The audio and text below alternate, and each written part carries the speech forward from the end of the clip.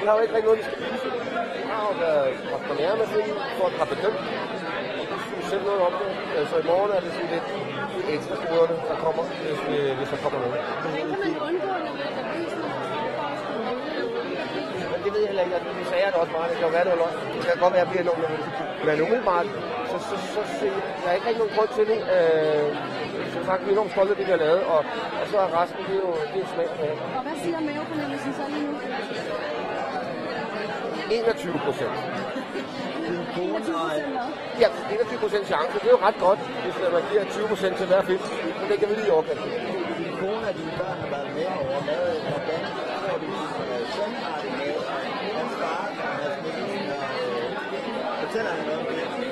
Nej, det går vi ikke så meget op i. Altså, det har han jo været vant til, som han var lille. Og det har været en meget naturlig del af hans liv, at vi har egentlig ikke spillet så meget på det i vores liv.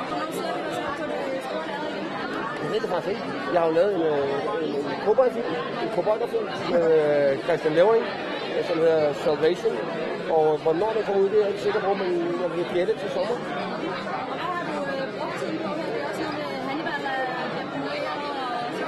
Mens jeg var her, der har været lidt presse på den også, fordi vi jo havde premiere i går på den. Så der har lige været, det hele er ligesom faldet sammen. Det sker jo ofte, at alting falder sammen i den samme uge, og så det har jeg også hoppet lidt rundt og lavet.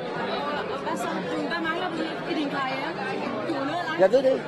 Jeg tænker ikke så meget over det. Jeg synes, jeg prøver at hoppe på den vogn, som selvfølgelig ønsker jeg på vognen, og så som jeg også prøver at være på, og så ser jeg, hvad det bliver for en karriere senere. Men Nu er det så... Jeg har ikke sådan noget. Ja, det bliver sødt og skønt at arbejde med Martin Scorsese. Der er masser af mennesker, jeg kan arbejde med, men jeg har ikke nogen planer om, at jeg vil spille den og den rolle, eller jeg vil nå så langt med noget. Nu er det så stor i Hollywood, kunne du finde på at flytte permanent til Los Angeles, simpelthen for at være tættere på det hele? Nej, det er sådan en svær oplevelse, fordi det, jeg har lavet af amerikanske ting, det er at blive skudt i Prag eller i Rumænien, så er det lidt kedeligt at sidde herovre og så skulle arbejde i Europa. Så det passer meget godt med at bo i Europa stadig. Mads Mikkelsen, Mads, nu har du været her et par dage. Hvordan er din fornemmelse? Er den vokset hen over de sidste par dage?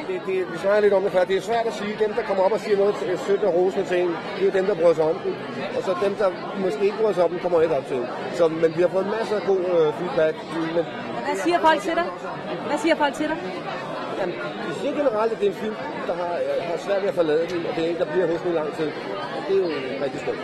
Men du går nu ud og spiller sammen. Hvad sagde du? Men du går nu ud og spiller sammen. Nej, ikke med det samme. Altså, jeg prøver så godt jeg kan, at ikke at bringe karakteren med hjem, men arbejdet påvirker det ikke. Og hvis I nu ikke skulle få en pris med hjemme, så er det så fint. Altså, så er vi stadig stolte over, at vi er kommet så langt her. Det er jo ikke, altså, hvad er det? 4 gange på 10 år, at Danmark er kommet i finalen her.